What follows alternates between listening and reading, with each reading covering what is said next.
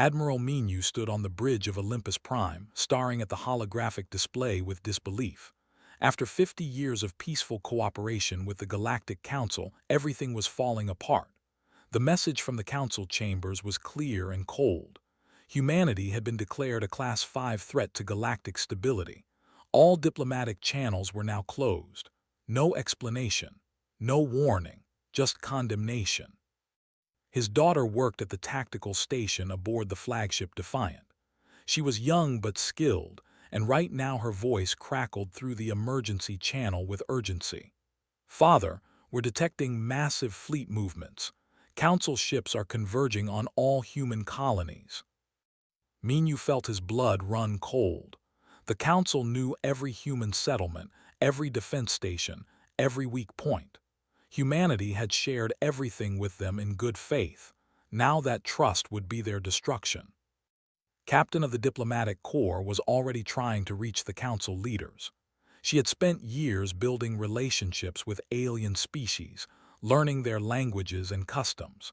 But every communication attempt was met with silence. The Reptilian and the Collective, the two most powerful Council members, refused to respond. The first strike came without mercy. New on Mars erupted in flames as Council warships bombarded the colony from orbit. The mining station on Titan went dark as fusion bombs tore through its defensive shields. Europa's agricultural domes shattered under plasma fire. Thousands of human colonists died in minutes. Minu watched helplessly as the reports flooded in. Earth's defense fleet was scattered across 3 star systems, protecting trade routes and conducting joint exercises with Council forces. They had been deliberately positioned away from Earth. The trap had been set perfectly. "All ships emergency recall to Earth," Minu ordered, but he knew they would not arrive in time. Down in the research division, Scientist was frantically analyzing intercepted Council transmissions. Her hands shook as she decoded the messages. What she found made her sick with horror. The Council had been planning this for months. They wanted Earth's location. The planet sat at a rare junction of hyperspace lanes, making it the most valuable strategic position in the sector. The Council had waited until they learned everything they needed from humanity, then decided to take Earth for themselves. But there was more. The transmissions revealed something darker. The Council feared humanity.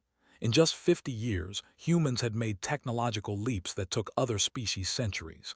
Human ships were faster, human weapons more innovative, human tactics more unpredictable. The ancient Council races saw humanity's rapid growth as a threat to their power. Better to exterminate them now before they became too strong. Sent her findings to Admiral Minu immediately. He read them with growing rage. Humanity had done nothing wrong. They had been good neighbors, eager students, faithful allies, and for that they were being destroyed. The Council fleet reached Earth orbit 6 hours after the first colony attacks. 30 massive warships surrounded the planet, their weapons charging. The few defense platforms Earth had were old and outdated compared to Council technology. Minu had only 12 ships available for defense. It was not nearly enough. "Sir, they're broadcasting on all frequencies," reported the communications officer. "They're demanding our surrender." Minu looked at the faces of his crew. They were scared but determined. These were good people who had families on the planet below. He thought of his wife in Seoul, his aging parents in the countryside, his son who taught at the military academy. All of them were about to die. "Tell them we refuse," Minu said quietly. The bombardment began. Council ships fired on Earth's orbital platforms, destroying them one by one. Minu ordered his small fleet to attack, knowing it was hopeless. They had to buy time for the planet below. Every minute counted. The Defiant and her sister ships charged forward, firing everything they had. Coordinated the attack from her station, her voice steady despite the chaos. They managed to destroy 2 Council frigates before the enemy concentrated their fire. Ships exploded around Minu as the Council's superior firepower tore through human vessels. "Father shields at 15%, reported. "We can't take much more." Keep firing, Minyu ordered. Make every shot count. But it was not enough. One by one, Earth's defenders fell. The Council ships began firing on the planet itself, targeting major cities. Brilliant flashes lit up Earth's surface as missiles struck New York, London, Tokyo, and millions died in the first wave. Captain watched from her disabled cruiser as her burned. She had believed in the Council, trusted them, worked to build bridges between humanity and the stars. Now she understood how naive she had been. The Council did not want partners. They wanted subjects, and they would destroy anyone who refused to bow. On the surface, emergency sirens wailed across every continent. People fled to underground bunkers, massive shelters built during the early nervous years after first contact. At the time, many had called them paranoid. Now they were humanity's only hope for survival. Minyu's flagship took a direct hit. Explosions ripped through the engineering section. The ship was dying. Around him, the bridge crew worked frantically to keep systems online, but it was a losing battle.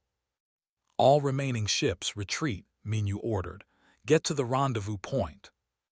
But sir, the planet, one officer protested.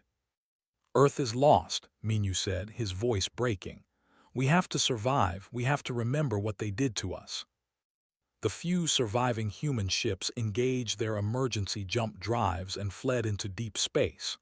Behind them, Earth continued to burn. The Council broadcast humanity's surrender across the galaxy, claiming the human threat had been eliminated. But Admiral Minyu and his fleet did not surrender. They ran, yes, but not in defeat. They retreated into the darkness of space, into the cold emptiness beyond the outer planets where no Council sensors could find them. As the Defiant limped toward the belt, found her father standing alone in his quarters, staring at an image of Earth before the attack. She had never seen him cry before. They made a mistake, Minyu said softly. They should have made sure we were all dead, every last one of us. What do we do now? Asked. Minyu wiped his eyes and straightened his uniform. When he looked at his daughter, his expression was hard as steel. We survive, we build, we prepare. He turned off the image of Earth, and then we make them pay for what they did. Every single one of them will learn that you do not betray humanity and live to celebrate it. In the darkness of space, the scattered remnants of humanity's fleet vanished from Council sensors. The Galactic Council believed they had won. They declared the human problem solved and began moving their forces to occupy Earth's ruins. They had no idea that humanity's war was just beginning. 2 years had passed since the day Earth burned. Commander walked through the massive construction bay carved deep inside an asteroid in the belt. Around him, hundreds of workers in pressure suits welded, assembled, and built. The sound of metal on metal echoed through the chamber. This was one of 12 secret shipyards humanity now operated, all hidden in the darkness beyond Neptune where Council sensors could not reach. The asteroid facility was cold and harsh, but it was safe, and more importantly, it was productive. Watched as a new warship took shape in the construction cradle, it looked nothing like the old Earth Defense Force vessels. This ship was meaner, sharper, built for only one purpose: war. How many more weeks? Asked the shift supervisor. 3 weeks for hull completion, the woman replied. Another 2 for systems integration and weapons installation. She'll be ready for trials by month's end, sir. Nodded with satisfaction. 12 shipyards working around the clock, each producing 1 vessel per month. It was not fast enough for his liking, but it was the best they could do with limited resources. Still, in 2 years they had built 47 warships. Not many compared to the Council's thousands, but these were special. In another section of the asteroid base, Engineer examined the wreckage of a Council frigate. Her team had captured it during a raid 6 months ago, and she had spent every day since taking it apart piece by piece. Understanding how Council technology worked was crucial, but was not just copying their designs. She was improving them. The Council builds for reliability, explained to her assistant. Their technology is 10,000 years old. It works, but it's not creative. They stopped innovating centuries ago. She pointed to the frigate's power core. Look at this. It's efficient, yes, but they could get 30% more output if they reconfigured the plasma flow. They just never thought to try. That was humanity's advantage. Humans were new to space, barely a century of star travel compared to the Council's, but humans thought differently. They took risks. They experimented. They broke rules the Council considered sacred, and that made human technology dangerous. Had designed new engines that could push ships to speeds the Council thought impossible. She had created weapons that fired projectiles at a fraction of light speed. She had built shield systems that could absorb energy weapon strikes and redirect the power to the ship's own weapons. Every innovation made the growing human fleet deadlier. In the training sections, General drilled the new Earth Defense Force in combat doctrine. The barracks were full of survivors from the colony attacks and refugees from Earth's bunkers. They had lost everything to the Council. Now they wanted revenge. Lieutenant was one of its best pilots. She flew the new Wraith-class fighters with a natural skill that amazed her instructors. The Wraiths were small, fast, and nearly invisible to sensors. In war games, could take out enemy capital ships before they even knew she was there. Speed and surprise, told his pilots. The Council expects their enemies to fight with honor to follow established rules of engagement. We will do no such thing. We hit them where they're weak. We run when they're strong. We make them afraid to sleep. The training was brutal. Hand-to-hand combat, zero-gravity warfare, ship-boarding techniques, emergency repairs under fire, pushed his soldiers to their limits and then beyond. But no one complained. They all remembered what the Council had done. That memory fueled them through the exhaustion and pain. While the military prepared, Diplomat worked on a different kind of warfare. She had made secret contact with other species in Council space, races that had suffered under Council rule for generations. The bird-like were her first success. They had been conquered by the 300 years ago and forced to serve as laborers in Council shipyards. Met with resistance leaders in hidden locations, always careful to avoid Council surveillance. She offered them something they had not heard in centuries: hope. Humanity is building a fleet, told them. When we strike back at the Council, we're going to need allies. Join us, fight with us. Together we can break the Council's power. They were afraid. The Council had crushed every rebellion for thousands of years, but they were also desperate. Gave them weapons, training, and most importantly, she gave them respect. The Council treated them like slaves, treated them like equals. Slowly, carefully, built a network of resistance across Council space. The crystalline who had been exploited for their ability to process data. The aquatic whose ocean worlds had been stripped of resources. Dozens of species who had been crushed under the Council's rule. All of them willing to help humanity if it meant a chance at freedom. Captain led the rescue missions that brought more humans to the secret bases. Small teams in stealth ships would sneak past Council patrols to reach prison camps where human survivors were held. The Council had not killed all humans during the initial attack. Some had been captured and were being used for forced labor or medical experiments. Every rescue was dangerous. Council security was tight around the prison camps, but teams were skilled and motivated. They would infiltrate the camps, overwhelm the guards, and evacuate as many prisoners as possible before reinforcements arrived. Each successful mission brought more fighters to the human cause. Intelligence Officer ran the spy network that kept humanity informed about Council activities. She had recruited sources inside Council facilities, hacked their communication networks, and stolen countless classified documents. What she learned was encouraging. "They've grown lazy," reported to Admiral Menu during a strategic briefing. "The Council hasn't fought a real war in over 1,000 years. Their military exists to intimidate primitives and crush rebellions. They've never faced an enemy who can actually fight back. You studied the intelligence reports with interest. The Council fleet was massive, yes, but it was spread thin across hundreds of systems. Their ships were old, their tactics predictable, their crews inexperienced with actual combat.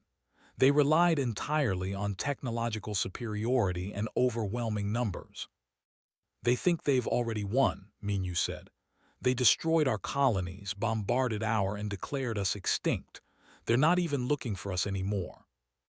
That's our advantage, agreed.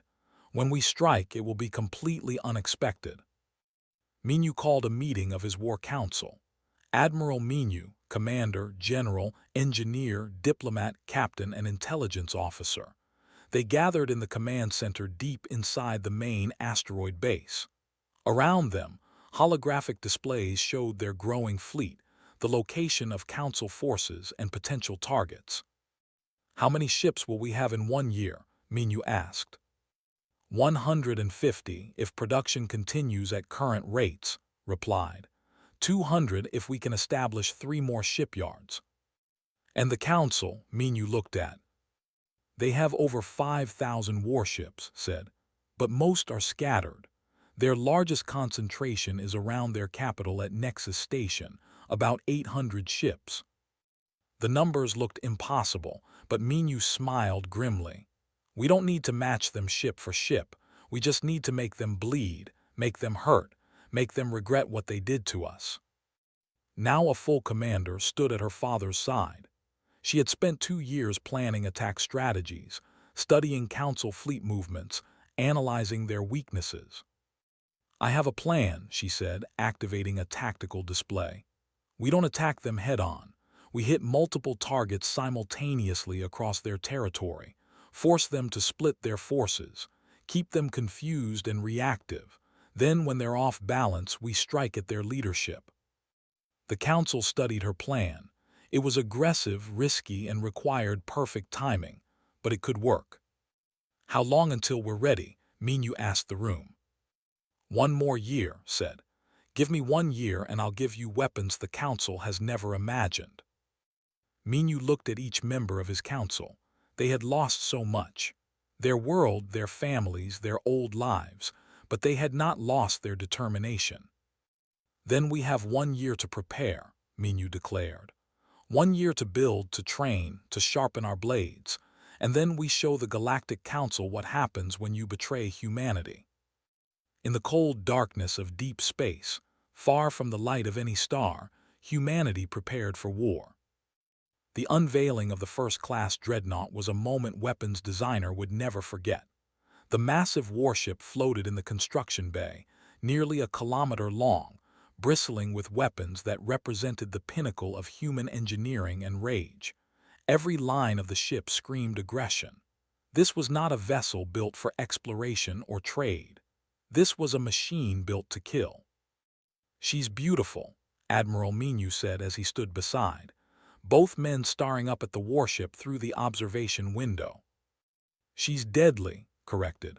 Main armament consists of 12 capable of firing tungsten rounds at .3 light speed.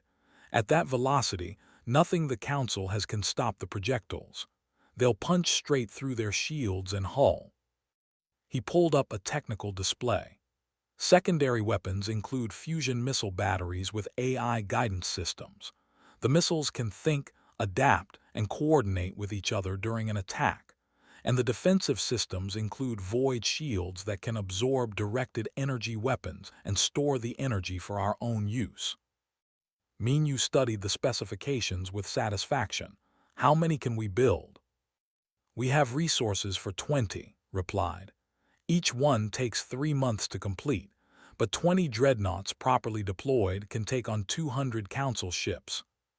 The class was just the beginning, had also designed new cruisers, destroyers, and support vessels. Each one incorporated lessons learned from studying Council technology and improving upon it. The human fleet would be smaller than the Council's, but ship for ship, they would be superior. In the pilot training center was putting the new Wraith-class fighters through their paces. She led Valkyrie's squadron, 12 of the best pilots humanity had produced.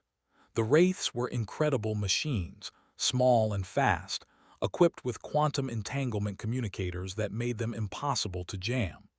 Council sensors could barely detect them until weapons range, and by then it was too late.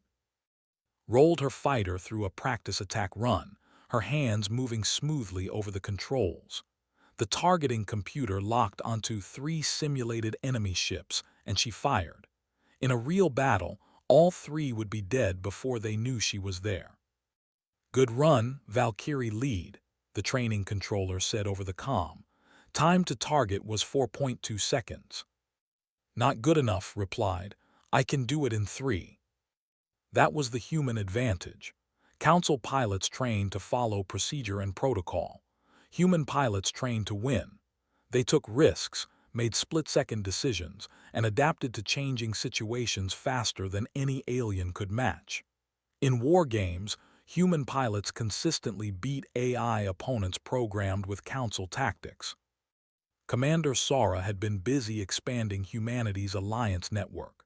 Building on initial contacts, Sara had convinced 2 more species to join the coming war. The crystalline and the aquatic had both suffered under Council exploitation for centuries. Now they saw a chance to break free. They were incredible at processing and analyzing data. They helped Sara map every Council military installation, supply depot, and communication relay in known space. Though with their natural ability to survive in hostile environments, provided intelligence from worlds humanity could not easily access. "The Council thinks they rule through strength," Sara explained during a meeting with Allied representatives. "But their strength is an illusion. They control through fear and divide their subjects to prevent unity. We're going to show every oppressed species in the galaxy that the Council can be beaten." The Allied forces were not large, but they were motivated. They could provide light frigates and raiding vessels. They offered their advanced sensors and communication networks. The promised sabotage operations on Council-controlled ocean worlds. Together with humanity's growing fleet, they would be a force the Council could not ignore. Major commanded the Marine Expeditionary Force, and he was preparing his troops for the most dangerous missions of the coming war. Ship-boarding operations were brutal, violent affairs. The Council species were physically stronger than humans on average, could tear a human apart with their clawed hands, were armored and capable of fighting in vacuum. But had solutions. His Marines wore combat exoskeletons that enhanced their strength and speed. They carried plasma rifles that could burn through any armor. Most importantly, they trained in vicious, no-mercy combat techniques. In close quarters, humans were creative fighters who used every advantage, every dirty trick, every environmental factor to win. "The Council expects honorable combat," told his troops during a training session. "They expect you to follow rules. Forget that. You fight to win. You fight to survive. You fight to kill every alien who thinks they can exterminate humanity and get away with it." His Marines were the best of the best, volunteers who had lost families in the initial attack. They trained constantly, running boarding drills on mock-up Council ships, practicing in zero gravity, learning to fight in cramped corridors and damaged sections. By the time was finished with them, they were weapons as deadly as any ship in the fleet. Research Director made the breakthrough that would change everything. For months, she had been studying Council hyperspace technology, trying to understand how they moved their fleets across the galaxy. She discovered that the Council used stable, predictable hyperspace lanes that connected star systems. These lanes were fast and safe, but they were also limiting. You could only go where the lanes led. Develop something different, breach drives. Instead of following hyperspace lanes, breach drives could tear a hole in reality and jump directly to any point in space. It was dangerous technology. Early tests resulted in 10% of ships being lost, torn apart by the forces involved. But it gave humanity something the Council did not have: the element of surprise. "We can appear anywhere," explained to Admiral Menu. The Council expects attacks to come along hyperspace lanes. They position their defenses accordingly. With breach drives, we can bypass all their defenses and appear in the heart of their territory. The tactical implications were enormous. Commander immediately began revising the battle plans. Instead of attacking along predictable routes, human forces could strike anywhere simultaneously. The Council would never know where the next attack was coming from. Spent weeks developing the final strategy. Multi-vector simultaneous assaults. Hit them everywhere at once. Never let them coordinate. Keep them off balance and reactive. Force them to spread their forces thin, trying to defend everything. Then, when they were weakest, strike at their leadership. The strategy was aggressive and required perfect timing across dozens of attack groups, but believed it would work. The Council's greatest weakness was their size. They were so large, so spread out, that coordinating a response to multiple simultaneous threats would be nearly impossible. Finally, 3 years after Earth's fall, the human fleet was ready. Admiral Menu called all ships to muster in the darkness beyond the cloud. 200 warships gathered in formation. 20 class dreadnoughts formed the core. 80 cruisers and destroyers made up the main battle line. 100 frigates and corvettes served as raiders and scouts. Supporting them were allied vessels from the forces. It was not a large fleet by Council standards, but every ship was crewed by people who had lost everything. Every weapon was designed to kill. Every tactic was built on hatred and determination. Menu broadcast to all ships. 50,000 souls listened to their admiral's words. 3 years ago, the Galactic Council betrayed us. They bombarded our world. They murdered our families. They declared us extinct. They thought we would die quietly and let them steal our. Menu's voice was hard as iron. They were wrong. We did not die. We survived. We built. We prepared. And now we are ready to remind them that humanity does not forgive. We do not forget, and we never surrender. He paused, letting his words sink in. They wanted to erase us from history. Instead, we are going to make them remember this day for the rest of their existence. Today, we begin the counteroffensive. Today, we show the galaxy what happens when you betray humanity. Today, we bring them their doom. Across 200 ships, crews cheered and prepared for battle. Engineers ran final checks on weapon systems. Pilots climbed into their fighters.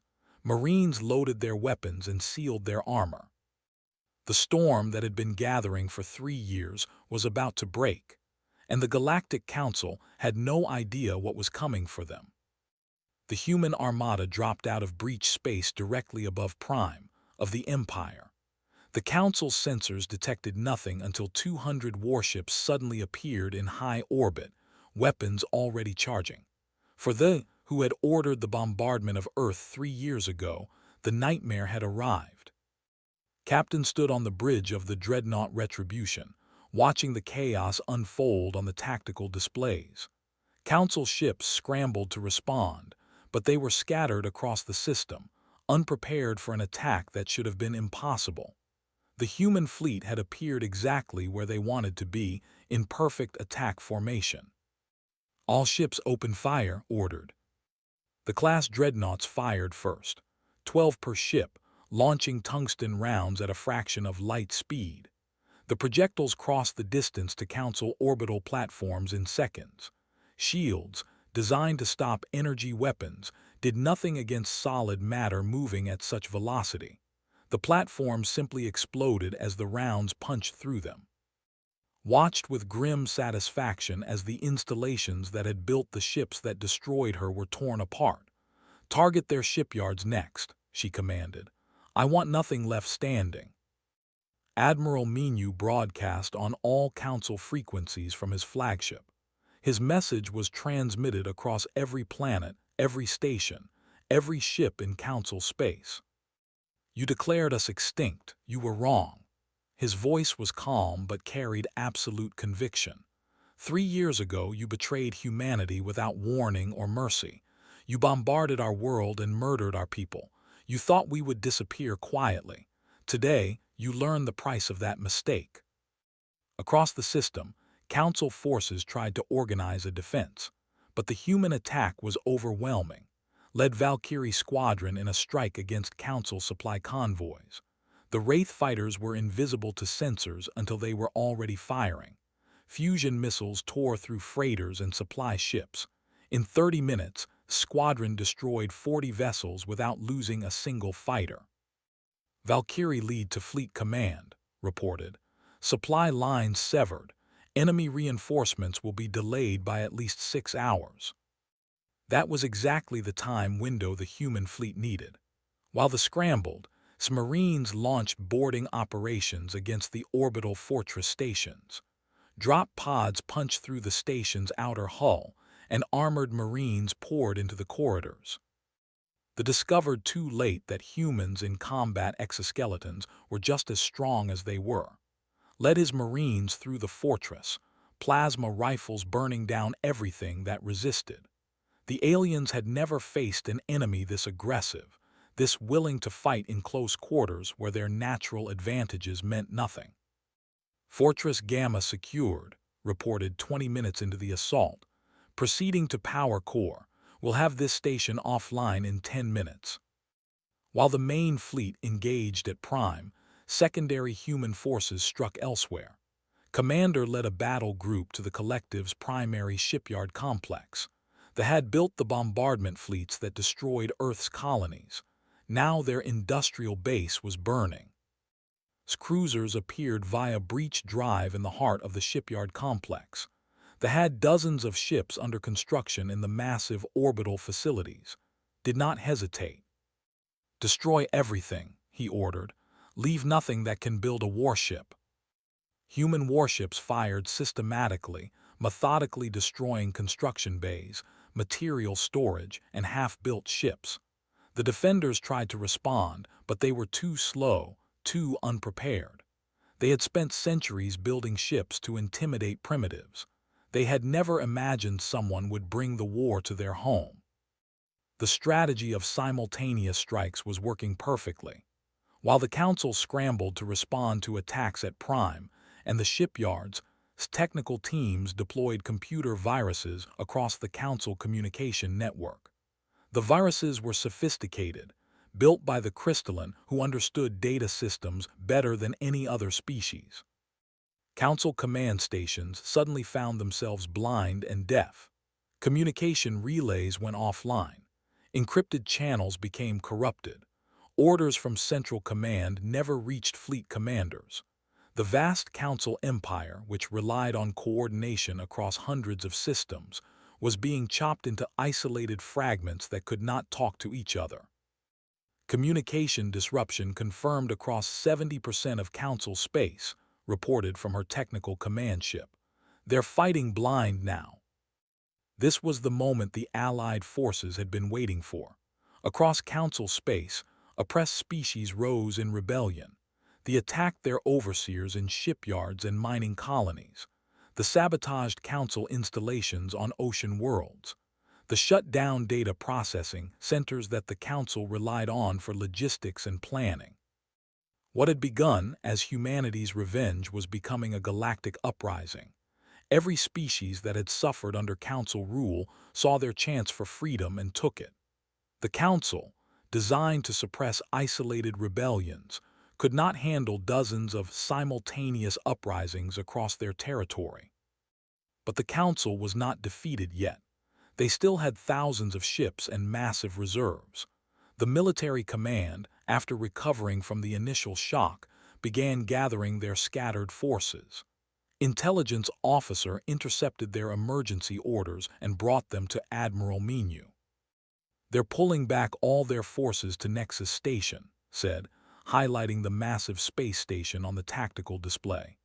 The Council leadership is there. They're gathering every ship they can reach for a final counterblow. Current projections show they'll have 5,000 ships within 3 months. Menu studied the intelligence reports. Nexus Station was the heart of Council power, a massive structure that housed the Council chambers where the alien leaders met. It was the most heavily defended location in the galaxy, protected by thousands of weapons platforms and the largest fleet assembly point in known space. If we let them concentrate their forces, they'll overwhelm us with numbers, Commander said. We've hurt them badly, but we can't fight 5,000 ships. Then we don't let them concentrate, Minyu replied.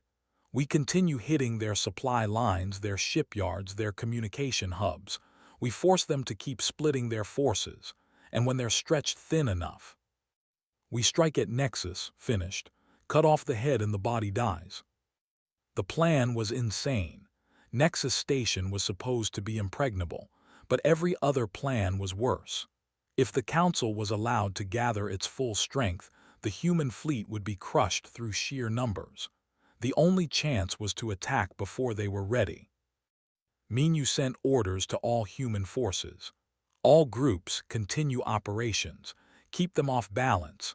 We have 3 months to bleed them as much as possible. Then we converge on Nexus Station for the final battle. Captain, who had been leading raids on Council prison camps, received new orders. His target was the Council's main communication relay at the Vega system.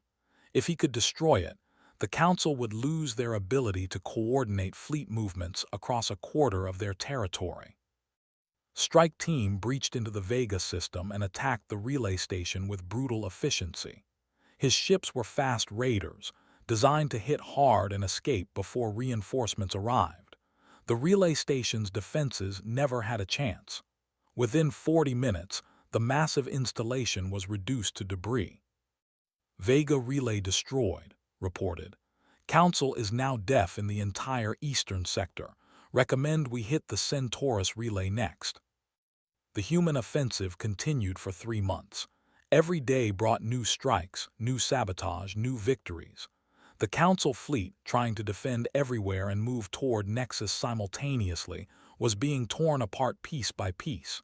Their ships were destroyed faster than they could be replaced. Their supply lines collapsed. Their communication network was in ruins. But slowly, inevitably, the Council forces were gathering at Nexus. Despite all the human attacks, despite the rebellions and sabotage, 5,000 Council warships assembled around the massive station. They were battered, disorganized, and demoralized, but there were 5,000 of them. Admiral Minyu gathered his commanders for the final briefing. The human fleet had grown to 240 ships, reinforced by Allied vessels. Against 5,000, the odds were still terrible, but there was no other choice. We end this at Nexus, Minyu declared. The Council leadership sits in that station, thinking they're safe behind 5,000 ships. They think we'll back down, negotiate, accept some kind of peace. They still don't understand what they did to us. He looked at each of his commanders. All of them had lost everything and rebuilt themselves into weapons of war. We will show them, Minyu said quietly. We will show them that there is no peace, no negotiation, no mercy, only justice. All forces set course for Nexus Station. This ends now. The human armada, accompanied by their allies, jumped into breach space. Destination, the heart of Council power. One final battle to decide the future of the galaxy. The human armada emerged from breach space at the edge of the Nexus system, and every sensor immediately screamed warnings. 5,000 Council warships filled the space around Nexus Station in a defensive formation that stretched across millions of kilometers. It was the largest fleet ever assembled in galactic history, a wall of metal and weapons that seemed impossible to break. On the bridge of his flagship, Admiral Minyu studied the tactical display without fear. Behind him stood his daughter, now his chief tactical officer. Around them, the bridge crew worked with quiet efficiency. They had all known this day would come. They had all accepted what it might cost. All ships battle formation, Minyu ordered. Dreadnoughts to the center, cruisers on the flanks, raiders screening. Allied forces, take your assigned positions. Today we finish what the Council started 3 years ago. The human fleet, 240 ships strong, moved into attack position. It looked tiny compared to the Council armada, But every human vessel was crewed by survivors who had nothing left to lose and everything to fight for. Captain commanded the Retribution at the center of the formation. Her dreadnought would lead the first assault. She looked at the faces of her crew, saw the determination there, and felt pride surge through her. These people had been diplomats, scientists, teachers, and farmers before the war. The Council had made them into warriors. The Council fleet transmitted a message. Human vessels, you are outmatched. Surrender and you will be given the opportunity to negotiate peace terms. Menu's response was to order the attack. 20 class dreadnoughts fired simultaneously. 240 launched tungsten rounds at a fraction of light speed. The projectiles crossed the distance in seconds and slammed into the leading edge of the Council formation. Ships exploded. Shields collapsed. The Council's front line simply vanished in a wave of destruction. The Battle of Nexus Station had begun. The Council fleet moved to engage, but Captain was already executing his part of the battle plan. His strike group used breach drives to appear in the middle of the enemy formation, causing immediate chaos. Council ships found enemies among them, firing from unexpected angles. Their carefully planned defensive formation broke apart as ships tried to respond to threats from multiple directions. Led Valkyrie squadron straight into the heart of the battle. Her Wraith fighters were too small and fast for Council targeting systems to track effectively. She targeted the Council command ships, the vessels coordinating the defense. Fusion missiles streaked from her fighter, and one by one, the command ships died. Without leadership, Council ships began fighting independently, uncoordinated. Valkyrie lead to all squadrons, transmitted. Enemy command structure disrupted. Press the attack. Major's Marines launched boarding operations against Nexus Station itself. Drop pods punched through the station's outer defenses, and armored humans poured into the corridors. The station's security forces, warriors who had never known defeat, found themselves fighting an enemy that would not stop, would not retreat, would not show mercy. Led the assault on the station's main weapons control center. His Marines burned through security doors with plasma cutters and stormed the control room. The officers inside tried to fight, but human combat exoskeletons and close-quarters training proved superior. Within minutes, Nexus Station's defensive weapons were offline. Commander commanded the cruiser squadron on the right flank. His target was the Council supply ships hanging back from the main battle. Without ammunition and fuel, the Council fleet could not sustain a long fight. Cruisers swept through the supply vessels like wolves among sheep, destroying everything that could support the enemy fleet. The Council was learning too late that their ancient tactics were useless against humanity. They expected traditional fleet engagements, ship-to-ship battles following established rules. But humans fought with breach drives that let them appear anywhere, with that ignored shields, with fighters too fast to track, with boarding teams that turned their own stations against them. Engineer, aboard the technical support ship, deployed her final surprise. She had spent months designing electronic warfare systems specifically to counter Council technology. Now she activated them. Across the battlefield, Council ships found their sensors jammed, their communications disrupted, their weapon targeting systems failing. They were fighting blind against an enemy who could see perfectly. Despite their advantages, the battle was brutal. Council ships outnumbered humans 20-1. Human vessels took heavy damage. The cruiser Determination exploded under concentrated fire. The destroyer Vengeance was cut in half by plasma beams. But for every human ship that fell, 10 Council ships died. Commander Sora coordinated the Allied forces. Frigates harassed the Council flanks. Data ships provided perfect intelligence on enemy movements. Saboteurs, who had infiltrated Nexus Station months ago, now activated and began destroying critical systems from within. The Council was being attacked from every direction, by every species they had oppressed. Admiral Menu watched the battle unfold with satisfaction. The plan was working. The Council fleet, massive but disorganized, was being taken apart piece by piece, but they still had the numbers. The battle could go either way. Then Captain reported success. Admiral, Council flagship identified and disabled. Enemy fleet commander is dead. That was the tipping point. Without overall command, the Council fleet began to lose cohesion. Individual ship captains made their own decisions, many of them poor. Some tried to retreat. Others charged forward without support. The Council's greatest advantage, their numbers, became a liability as thousands of ships got in each other's way. Saw the moment and seized it. All forces concentrate fire on the enemy center, break their formation. The human fleet focused all firepower on the Council ships directly between them and Nexus Station. The concentrated assault was devastating. Council ships, already damaged and confused, could not withstand the focused attack. The defensive line collapsed. Commander's Marines had fought their way to the Council chambers themselves. The alien leaders who had voted to exterminate humanity 3 years ago were attempting to flee to escape pods. Troops sealed every exit. There would be no escape.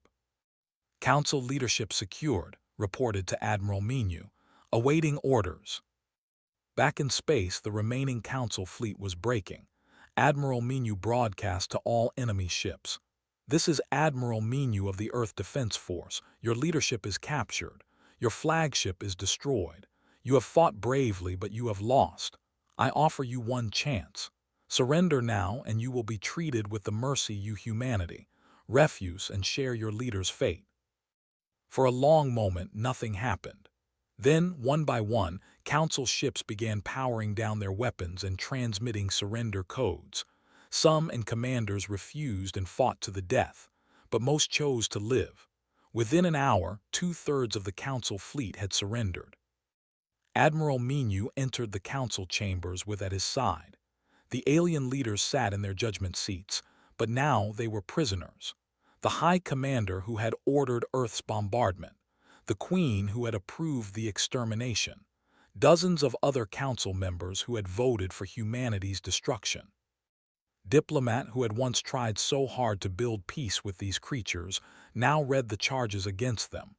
You stand accused of genocide, of betrayal, of the murder of billions of innocent beings. How do you plead? The High Commander glared at her with hatred. We did what was necessary. You humans were a threat. You grew too fast, learned too quickly. You would have challenged our power.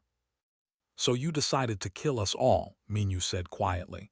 Because we dared to excel. Because we dared to be better than you. We are the Council, the Queen screeched. We have ruled for 10,000 years. You cannot judge us. We just did, replied, and we find you guilty. The sentence was exile. The Council leaders would be transported to a lifeless moon on the edge of known space. They would have basic supplies to survive, but nothing more. No technology, no servants, no power. Just time to think about what they had done and what they had lost. With the Council leadership removed, Admiral Minu addressed the galaxy. The broadcast went to every world, every station, every ship. The old Galactic Council is dissolved. They ruled through fear and exploitation. They crushed the weak and betrayed those who trusted them. That era is over. Minu paused, letting his words sink in across 1,000 worlds. We propose a new galactic assembly, one based on mutual respect, one where every species has a voice regardless of their military power, one where the strong protect the weak instead of exploiting them. All species are invited to join as equals. The response was overwhelming. The accepted immediately. The enjoined within hours. Species that had suffered under Council rule for centuries saw hope for the first time. Even some, and those who had opposed their leaders' actions, asked to join the new assembly.